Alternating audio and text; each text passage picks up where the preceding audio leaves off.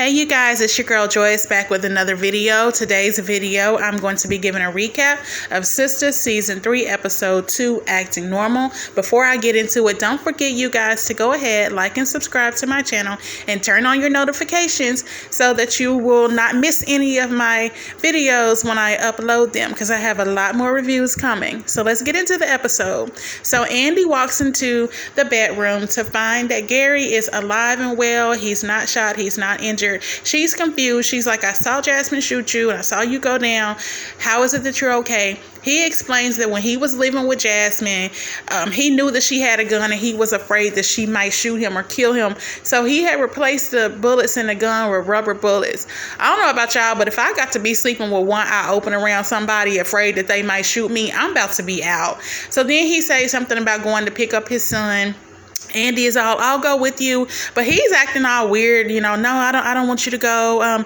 He's at her mom's and her whole family crazy, and I don't want you going over there. I'm just gonna go get him and take him to my mom. Something about the way he was acting with that situation made me real suspicious, but I guess we'll just have to see what's going on. So then we get back over to Aaron. He's still at Karen's house, I guess coming off of his, hangover or whatever. Definitely can tell he's feeling real rejected, dejected, just this poor man just going through it. Poor Aaron. I kind of feel sorry for him or whatever. Karen, she's trying to do her best to make him feel better, but really there's really nothing she can say. That man's heart is broken, is clear. He explains that, yes, I came over here last night because I really wanted to, make love to you and show you that I can make you feel better than Zach can. And I'm just, in my mind, I'm thinking, oh, poor thing. But did you see the way Zach had that girl picked up and holding her up against that wall? Like, Pastor Aaron, I just don't know that you got them kind of scales, So Karen is all, oh, it wasn't that deep. And then she say something about no pun intended. Girl, look, pun was very intended, because Zach was definitely deep off up in that, girl. There's no way you can get around making that feel better. So Aaron is like, I need to learn to handle my emotions better and stop drinking. And in the meantime, I think we just kind of need to take a little break, which I definitely agree. They need a break, and he really needs to go on about his business, because Karen's confused, talking about Zach is in my heart. Girl, he ain't in your heart. You just realize now he got other options and he moving on without you, and now you want him. Typical. So then we get over to Dani. Her and Preston have spent the night laid up, making love, doing whatever. So he comes in the next morning. Oh, good morning, beautiful. You look so beautiful in the morning time. She's all, stop. You're making me blush or whatever. You go, girl. Anyway, so Preston is all, what you got up today besides work? She's nothing. So he asked her something about like what time you coming home? So then she starts to get a little suspicious. Why you asking me so many questions, bro? Y'all know how Dani is. She always thinks something up. He's like, nothing. I'm just gonna go see my mom. So Dani immediately goes to, wait a minute now. What about them brothers? He said, trust me, my mom is not like that. She's mad. Whatever. She like, Preston, I'm telling you, you better not have them folks up in my house if I come home. And you got them, she called them hillbillies. I cracked up in my house. I'm about to air this motherfucker out. So he's promising, I'm not going to have her. I ain't going to have nobody in the house. She just wants to see me. She just want to talk. And that's a situation that's always going to keep them kind of at odds. So he goes to leave to find Sabrina at the door. She's coming over. I still need to talk to you about, this JaCobi and Calvin situation, where her confused self. That baby there, she's special. That's about all I got to say. She's kind of special. So she's like, where's Dani? Dani back there hiding, because when she heard the knock at the door, she thought it was her landlord. Girl, why is you dodging the landlord? But I guess it be like that sometimes. Preston like, I paid the rent, girl, chill. So she coming out from hiding behind the clothes and stuff like, what's up, Sabrina? What you want? Basically, I ain't got time for you. Sabrina Sabrina's all, no, I need your help. I need you to tell me how to handle this JaCobi situation because I'm going to see him this morning at work. I don't know. Should I talk to him? Should I say anything? You know, you're the person to ask because you do this. And Dani's like, girl, is you trying to call me a hoe, like low-key? She like, nah, I ain't calling you no hoe. Yes, she was. But she's like, you know, you can sleep with men and don't have another word to say to him no more, you know. And Danny's like, yeah, depending on how good the dick was. But anyway, did you enjoy it? And she's all, well, I mean, yeah, what little bit, you know, we did. And then she brings up Mandingo and it's like, oh, okay, JaCobi. Now we see why she, you know, acted like she acted. So we'll just have to see how that plays out. Now, in the meantime, Gary shows back up to Andy's place with this real questionable looking character. I mean, he wearing all black leather. He got on a spray on beard and looked like his hairspray painted on too. Y'all know his beard and hair is just way too black to be natural. He looking a little shady. I'm never gonna trust Gary regardless, but he's saying that the guy is a photographer and he's wanting Andi to come do this photo shoot, something about the model, you know, didn't show up or unavailable. And Andy's like, I'm not a model though. So he's insistent that, oh, you'll be perfect. You'll be really perfect for these dresses. And, you know, they're really trying to butter her up. Your cheekbones are so beautiful, blah, blah, blah. Gary's all, just do this for me, babe. And I'm like, something up. Now, the writer in me has a theory on that. I'll discuss that later. She agrees to do this, you know, pop-up photo shoot. So, yeah. So then she asked about the son. He's still like, oh, I'm not sure if I want you to meet him yet. Again, how you finna marry this woman but don't want her to meet your son yet? Something in the water ain't clean. So then we get to the bank. Now, the dude that Maurice's friend was up in Calvin's room getting it on, that he thought it was Calvin and the guy that his friend was with comes to the bank trying to cash a check. And as soon as Maurice takes the check, he starts to look at it and realizes right off the top, this is Calvin's, you know, personal checks or whatever. So he starts questioning him. Where did you get this check? The dude says, oh, it's from my boss. He said, what's your boss name? He's like, Calvin. And so Maurice is like, what kind of work y'all do? He like, oh, we build houses. You know, he just lying, making up stuff on the spot.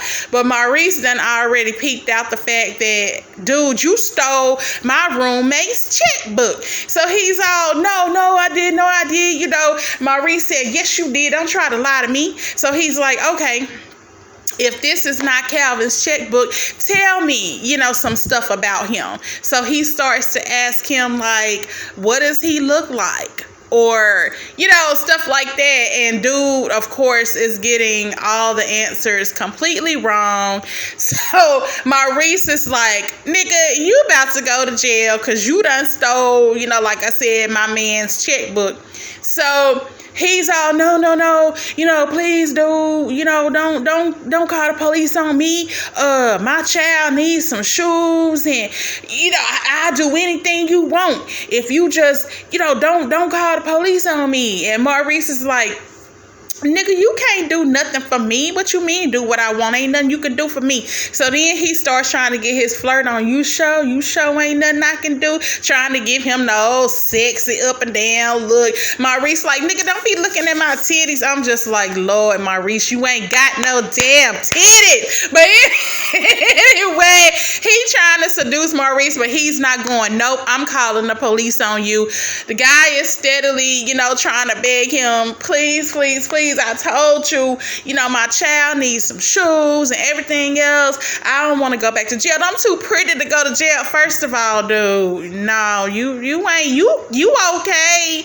You look all right, but you ain't all that cute. So anyway, when JaCobi is coming in to come to work, dude sees that as an opportunity. He takes off, jets out the door. Maurice is like, wait, stop, don't let him go. But JaCobi a little too slow to catch on to what's going on.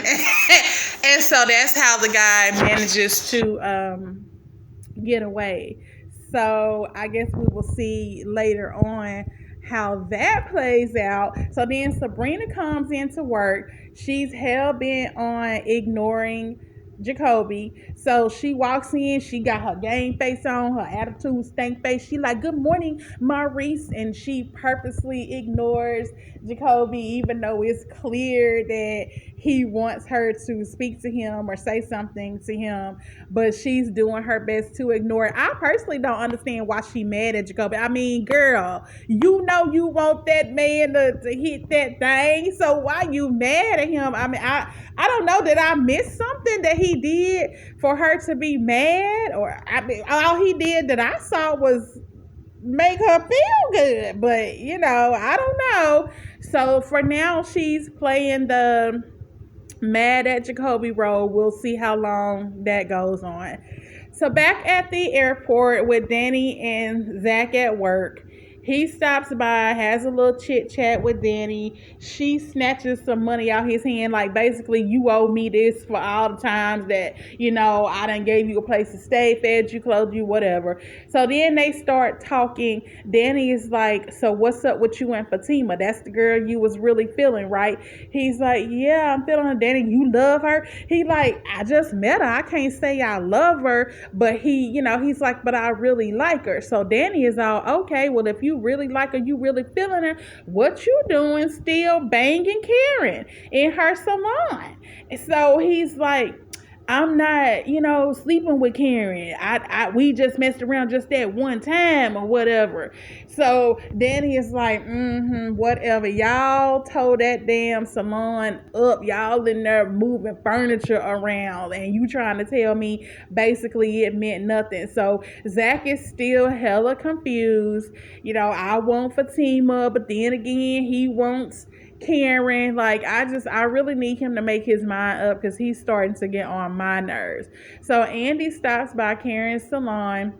Karen's still a little salty with her, I guess, because for one, she still chose to be with Gary, and for two, she's unsure about whether or not Andi really was unaware that Fatima was messing around with Zach.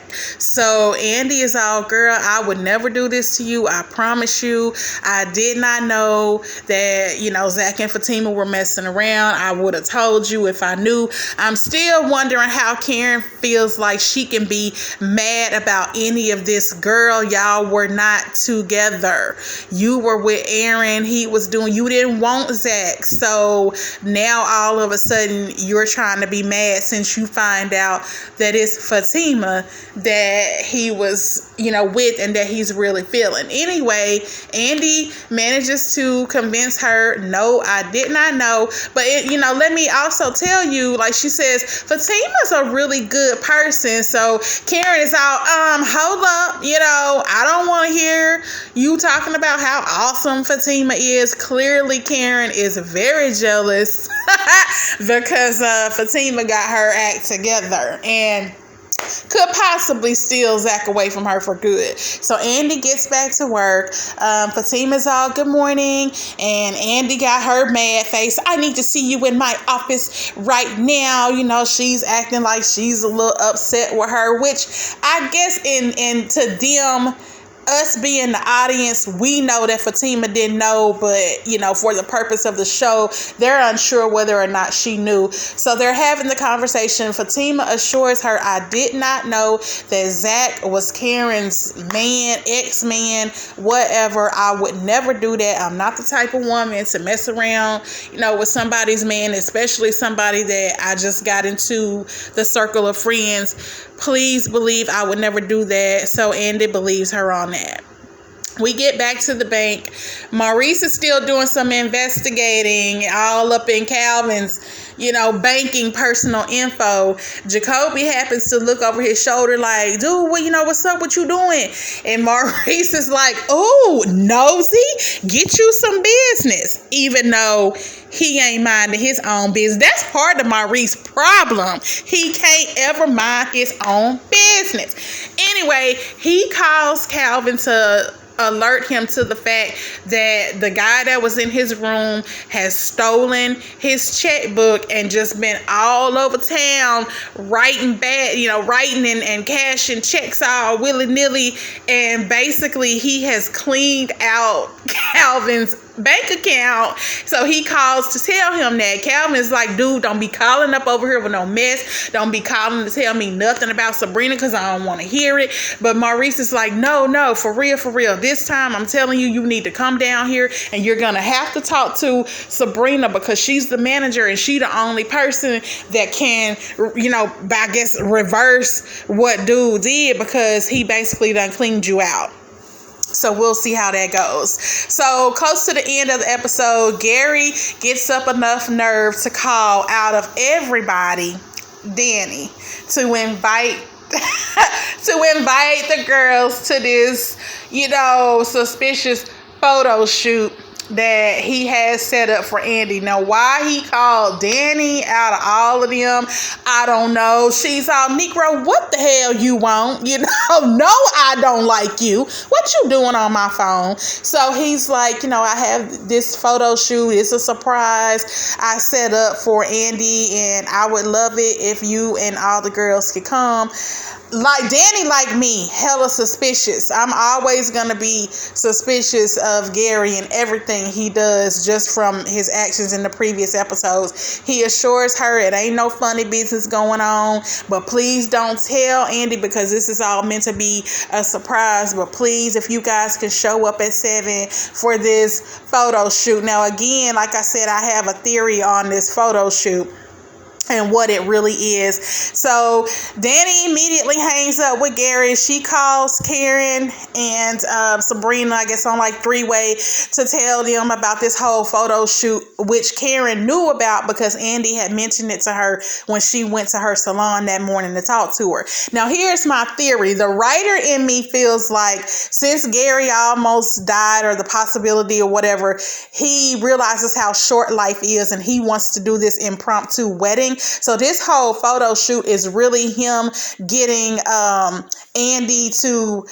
get there with her friends because he knows she would never want to get married without her girlfriends. The photographer, I'm thinking, is a wedding photographer. This dress and all that he wants her to model, I'm thinking is going to be a wedding dress, and he wants to surprise her. That's why he want to keep it on the hush hush with this sort of impromptu wedding because he doesn't want to wait any longer. Now that's my theory on it. I guess we will have to wait and see what really happens, but that's what I'm thinking where Tyler Perry is going with this whole random photo shoot situation. So anyway, that's the end of the episode. I will see you guys next time for episode 3. Peace.